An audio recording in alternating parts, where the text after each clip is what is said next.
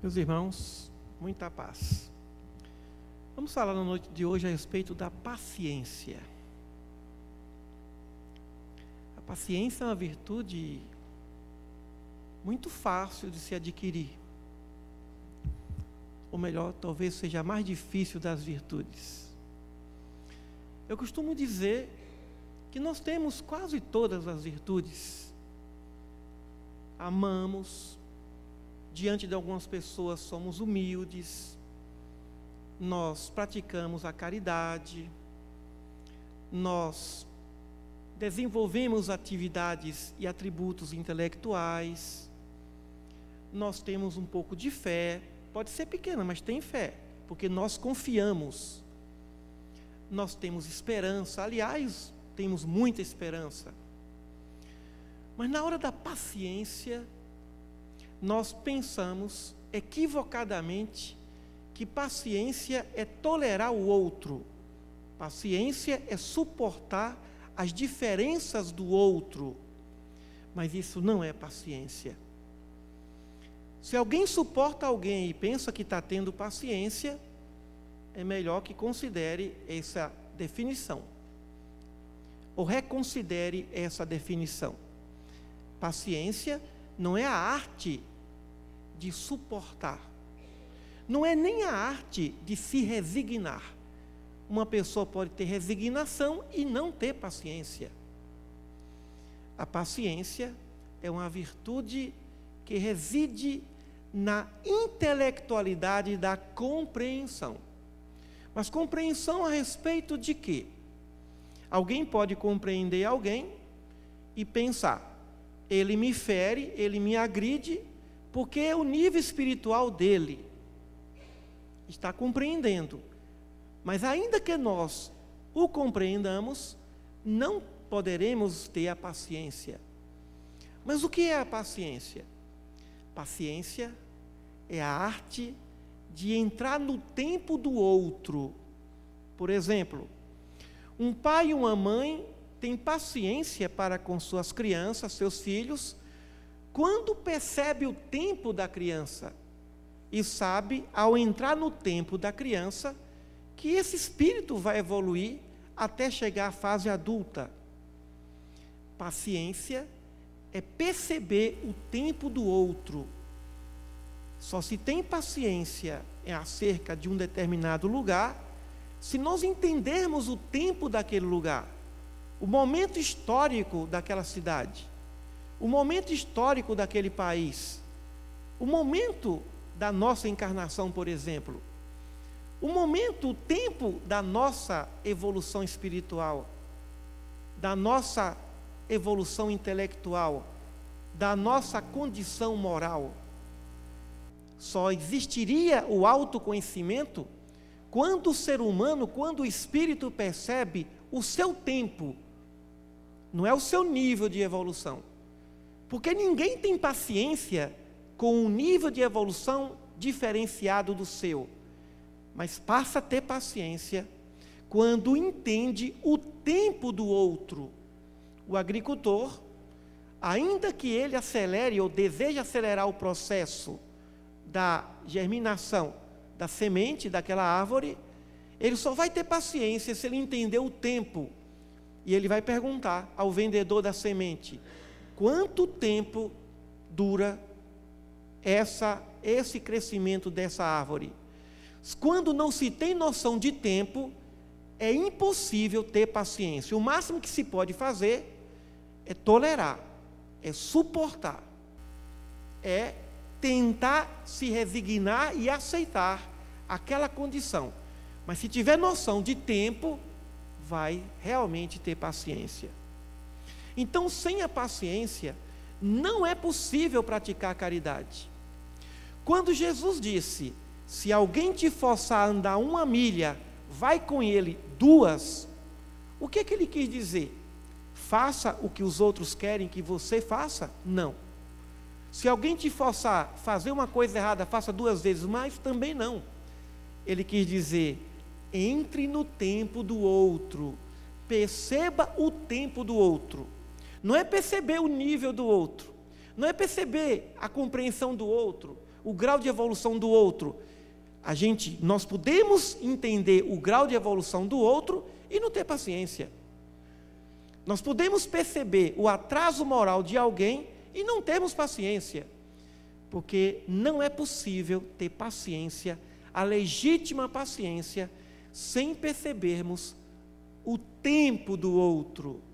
Esse é o tempo dele, é o tempo de semear, é o tempo de praticar o bem, ou é o tempo de praticar o mal?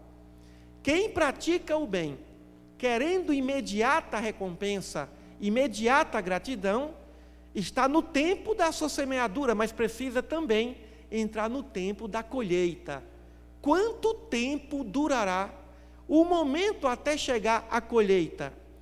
Quando nós fazemos o bem, quando nós praticamos o bem, e percebemos o tempo da colheita, praticamos o bem perseverantemente.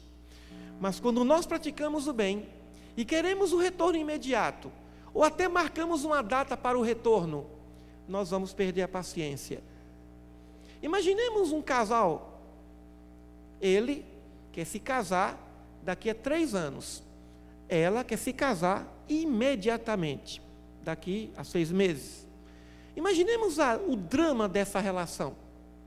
Imaginemos um empresário que constrói, edifica uma empresa e quer lucros imediatos. Ele pode até ter esses lucros, mas ele precisa fazer um planejamento para determinar o tempo do investimento e o tempo do lucro, o tempo da colheita. Se nós não trabalharmos em função do tempo, não vamos ter paciência. É como a organização, por exemplo. Temos certeza que muitos dos irmãos são pessoas organizadas.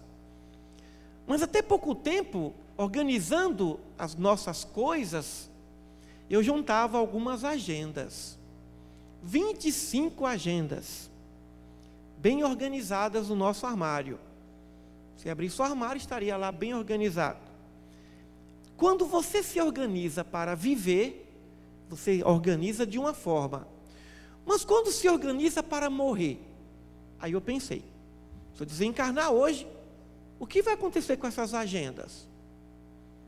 Se jogar no lixo, eu vou comprometer muita gente. Ali tem endereço, telefone, ali tem um rastro, ali tem uma história, 25 anos de história. Mas aí alguém poderia pensar, vamos rasgar, mas alguém pode juntar aí o que se fazer quando se encontra alguém de má fé pegando a agenda do outro. Não tive outra saída, tive que mandar queimar, incinerar. Organize a sua casa, disse o Senhor, ou os espíritos superiores, ao rei Ezequias.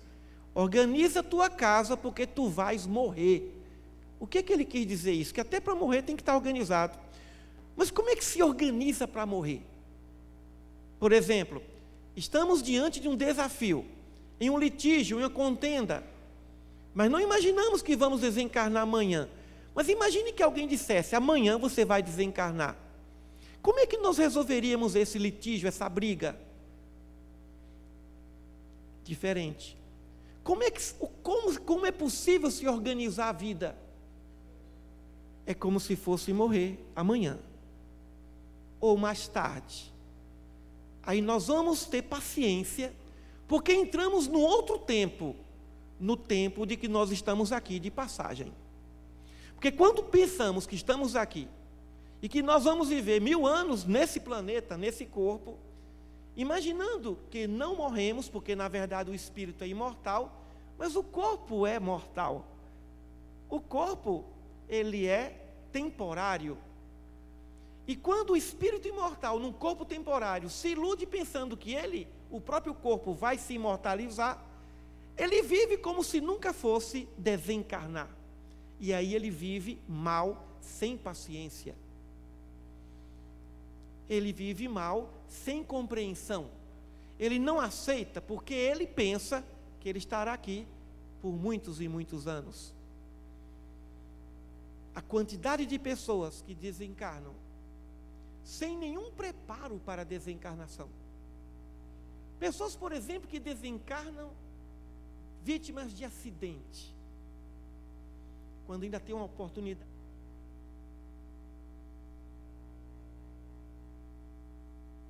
para o regresso.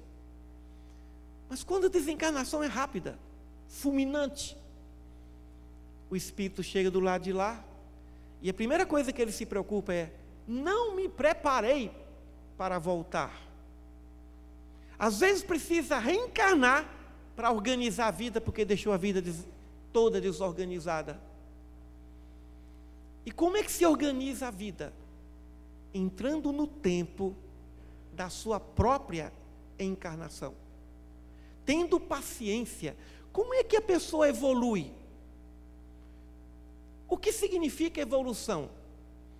Significa crescimento espiritual. Mas não se pode exigir de um indivíduo que ele saia de um nível e entre no outro nível imediatamente. Ninguém dá saltos de evolução. Mas se o indivíduo tiver consciência do seu tempo, ele poderá até calcular e dizer: se eu continuar assim, se eu permanecer assim, em alguns anos, em 6 meses, em 1 ano, em 2 anos, eu estarei no nível melhor. Então, vamos caminhar pelo processo do autoconhecimento, do conhecimento do ambiente social, do conhecimento em torno do nosso próximo, tentando compreender o nosso tempo, o tempo da sociedade e o tempo do nosso próximo. Quem vai viver, por exemplo, numa cidade de 10 mil habitantes, tem que entender o tempo daquela cidade. Não se trata de uma cidade de 1 milhão de habitantes. Uma cidade de 1 milhão de habitantes, ela entrou num outro tempo, numa outra esfera. Tem seus problemas e tem suas soluções. Exigir de quem não tem o devido amadurecimento, um amadurecimento esperado, é perder a paciência, é não ter condições de suportar. Pode até suportar por uma imposição, mas vai guardar profundas mágoas. Quando se entra no tempo do outro, não se tem mágoa de ninguém. O que significa perdoar 70 vezes, 7 vezes? Significa persistir na compreensão do tempo do outro. É o tempo dele. Só sabe ferir, só sabe magoar, só quer receber e nunca doar. É individualista, é o tempo dele. Chegará um tempo que ele vai querer doar mais do que receber. É o tempo, a eternidade. O tempo de Deus.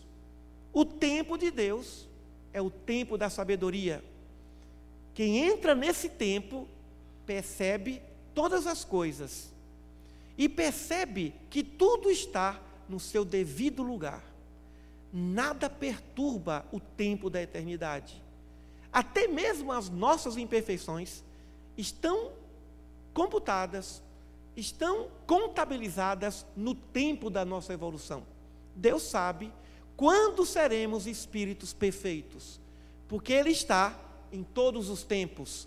O tempo de Deus é a transcendência, o nosso tempo é o tempo da imanência. Quem está no tempo da transcendência, ver as coisas tal qual Deus vê, como por exemplo os espíritos superiores, os espíritos puros. Olha o átomo e já percebe o tempo que aquele átomo vai se transformar em anjo, em espírito puro. E para quem tem essa visão de tempo, é semelhante a alguém que sobe uma montanha e vê o tempo de um rio, por exemplo. Imaginemos o tempo de um rio. Abaixo da montanha, é possível ver a sua nascente, a sua corrente e o seu desaguar. Mas somente quem está no tempo, acima da montanha, vê o nascer, o curso e o desaguar daquele rio num só tempo. É assim que os espíritos superiores nos veem. É assim que os espíritos puros nos observam.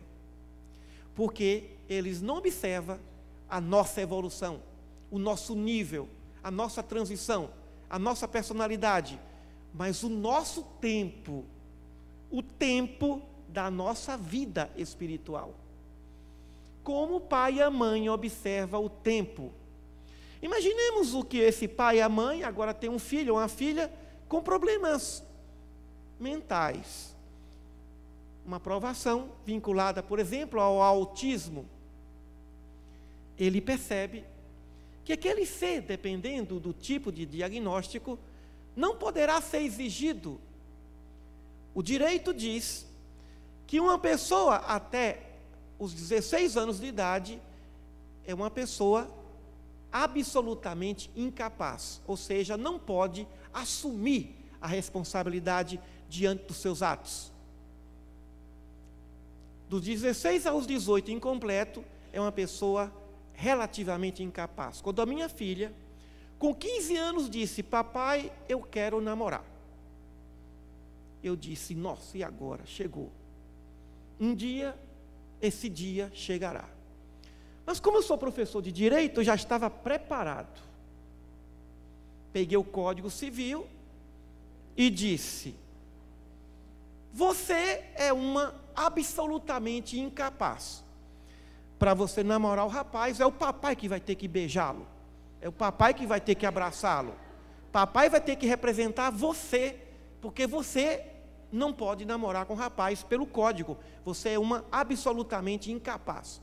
E com 16, papai, é assistida. Você é uma relativamente incapaz. Como você é uma relativamente incapaz, eu vou ter que estar vendo você beijar, abraçar, com a vela de preferência, fiscalizando você. Eu vou assistir você, porque qualquer coisa que você fizer, eu tenho que estar assistindo você. Então fala com o rapaz para esperar 3 anos. E aí ele entrou no Facebook, me mostrou a moto muito bonita dele. Ele não quis esperar 3 anos. Aí ela completou 18 anos numa quarta-feira, mandou para Facebook, pelo Facebook todos os seus pretendentes. É hoje que eu vou ter que escolher um. Olha o desespero dessa nova geração. E no domingo chegou aquele que foi escolhido por ela e pela mãe. O único que chegou no dia da festa e falou: vocês querem que eu ajude na cozinha? Veja como se conquista a mãe da moça. E ele foi lá pedir autorização do pai para namorar, a moda antiga. Então, 18 anos, você pode namorar. O único conselho que eu dei a ela é: só namore, só se casa com quem você gostar. Pronto. Agora, você não vai dizer, não vai me culpar, por que meu pai deixou namorar com 15 anos? Eu não tinha juízo. Por que meu pai ou minha mãe autorizou um namoro com 16? Com 18 o problema é seu, não é mais meu. Antigamente o direito dizia 21. O Estatuto da Criança e Adolescente fala, inclusive, dos 18 ou 21, ainda tem algumas características de adolescente. Mas se nós pensarmos em idade física, tem gente com 80 anos ainda na adolescência, com a idade mental da adolescência. E aí, haja paciência para entender esse indivíduo, que chegou a essa idade, mas ainda pensa, está lá atrás. Ele não vive o tempo da sua idade física, o tempo da sua idade cronológica. Então, o direito me ajudou a dizer para ela: o que é mais difícil, conduzir sentimentos ou conduzir um carro? Nenhum indivíduo emancipado pode dirigir. Ah, mas eu sei dirigir, sabe dirigir. Mas você tem que completar 18 anos para poder dirigir. Senão, não vai tirar a carteira de motorista. Se o direito e a sociedade exige 18 anos para dirigir uma máquina, quanto tempo nós deveríamos ter para conduzir a máquina das emoções humanas, a máquina da afetividade humana? Então, vamos trabalhar, já que já estamos aqui no mundo, vamos viver tal qual o mundo, ou seja, você só vai namorar após os 18 anos. Então, o tempo. Eu poderia ter dito: não, você é muito menino, deixa esperando. Não, vamos trabalhar com o tempo. O direito diz que você não tem condições de assumir responsabilidade. Se o direito diz, quem sou eu para dizer que não? Eu trabalhei com o tempo. Levei 10 anos para fazer o doutorado. Um doutorado que leva 3 anos. Mas eu me dei um tempo, eu falei, eu me dei 15 anos, eu ganhei mais 5 anos de quebra, ou seja, de lucro. Ou seja, 10 anos fazendo doutorado, 9 anos fazendo mestrado em Portugal. Eu não aconselho ninguém a fazer isso. A não ser que você dê tempo ao tempo.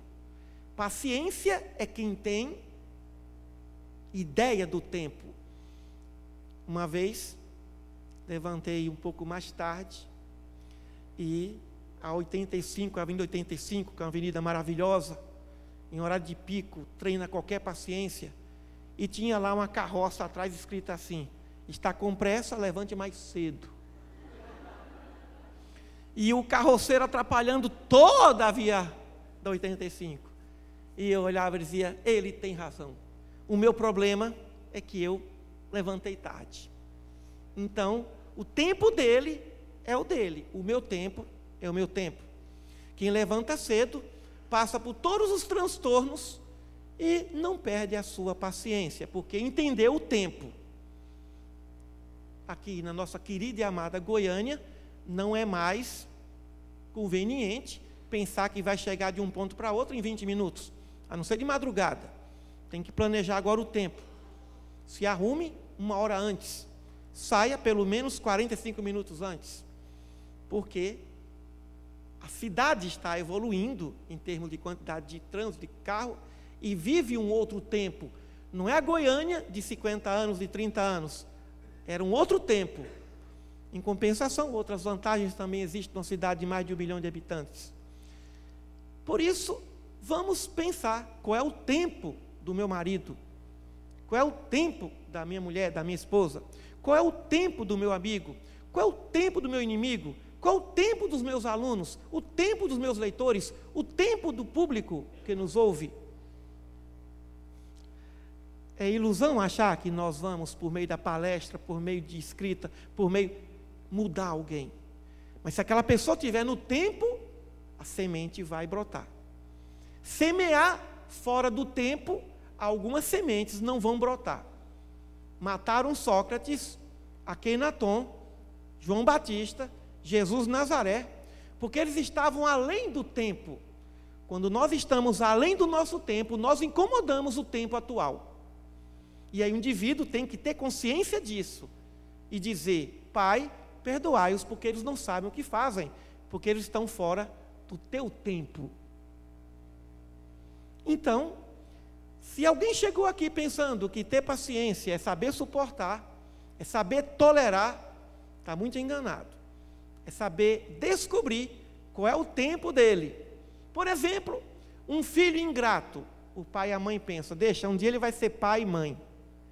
E aí que eu, como vovô e vovó, vou dizer, você foi muito pior do que ele. Agora chegou o tempo da colheita.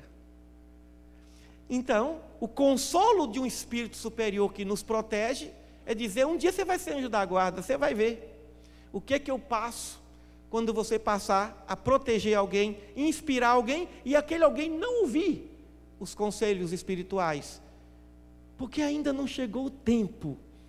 O espírito é semelhante a uma árvore, o espírito é semelhante a uma planta que foi plantada, que foi semeada, mas antes do seu tempo não vai dar frutos.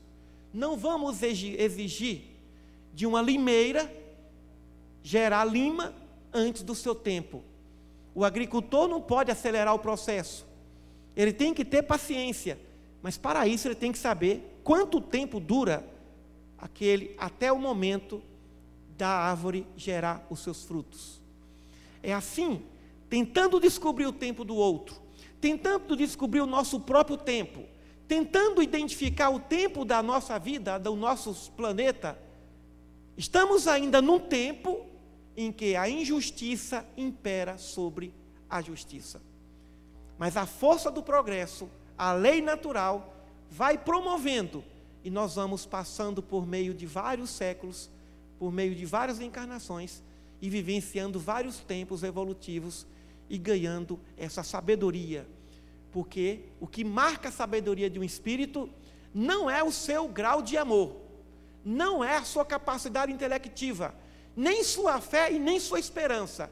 É a sabedoria de entender o tempo de Deus. É a sabedoria de compreender o tempo de todas as coisas. Sábio é quem está no topo da montanha e vê o tempo do rio, e vê o tempo acima da horizontalidade, vê do alto, mas se paga muito alto o preço da solidão de quem está acima do seu tempo, quem está acima das margens do rio. O ser humano é semelhante também a um rio. Se você vê-lo ali naquele pedaço de existência, você não vai ter muita paciência com ele. Suba um degrau a mais, suba o topo da montanha e veja esse indivíduo, e logo você vai perceber quando ele será um ser melhor, quando ele será um ser perfeito, quando ele será um ser especial, aquele ser que você gostaria que fosse para você. As almas gêmeas. O que é alma gêmea? Minha esposa disse que é a alma que geme junto, alma gemada, né? Alma gêmea é a alma que se identifica com outra, intelectual ou moralmente, independentemente de sentimento, de vínculo afetivo, vínculo conjugal. Mas uma pessoa pode ser alma gêmea num determinado momento, os dois se casam, um evolui mais do que o outro, vai deixando de ser alma gêmea, a não ser que o outro tenha paciência para entender o tempo daquele que se atrasou no processo da evolução. Aí vai ter paciência, como aconteceu no caso de Alcione, segundo a psicografia de Chico Xavier, romance de Emmanuel, intitulado Renúncia. O nosso próprio mestre voltou ao nosso tempo primário, primitivo, para nos dar forças, nos dar lições preciosas, para que nós suportemos o nosso tempo, mas não nos acomodemos com esse tempo, porque o tempo virá. Sempre Jesus falava, dias virão, não vos preocupeis com o dia de amanhã. Aquele que ouve as minhas palavras e não as pratica, é semelhante àquele que semeou, aquele que construiu uma casa sobre a areia. Mas aquele que ouve as minhas palavras e pratica, é semelhante àquele que construiu uma casa sobre a rocha. Aí ele diz, e vem o tempo das tempestades, vem o tempo das enchentes. E aí, aquele que construiu a casa sobre a areia, viu a sua casa ser derrubada. Tempo de semear, tempo de colher. Como diz Eclesiastes, há tempo para tudo. E bem-aventurado aquele que percebe o tempo de todas as coisas.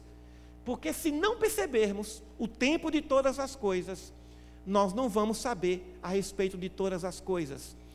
Quando Allan Kardec pergunta, o que significa felicidade para os espíritos puros e perfeitos? Os espíritos dizem no livro dos espíritos, eles afirmam, a felicidade consiste em conhecer todas as coisas. Mas poderíamos ainda perceber que a felicidade consiste em conhecermos o tempo de todas as coisas. A felicidade é a paciência. Paz, ciência. Ciência dá paz. Só quem tem paz é quem percebe o tempo do outro, quem percebe o seu tempo. E quem percebe o seu tempo, o tempo do outro, está no tempo de Deus. Muita paz a todos.